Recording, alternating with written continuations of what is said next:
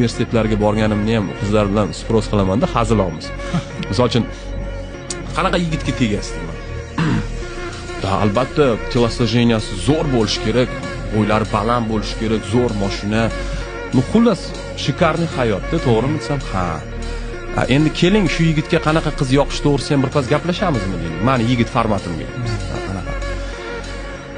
Fransuzskiy ovqatlarni yaxshi ko'raman, italyanskiy ovqatlarni yaxshi ko'raman. Shu ikkita kuxnyadan o'rtacha 8 xil ovqat bilishingiz kerak. 3-4 xil tennis yaxshi ko'raman, arabskiy, vostochniy tennislar, yevropeyskiy.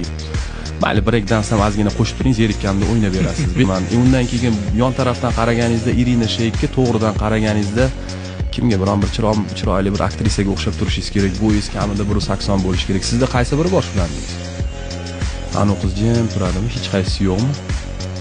Hozir shunda tushunishim bo'yicha siz bunaqa bolaga ham ega emassiz. Yoningizda turgan sizni baxtli qilaman degan oddiy tipichniy o'zingizda o'zbek yigitiga ham ega emassiz. Tabriklayman, siz yolg'iz ekansiz.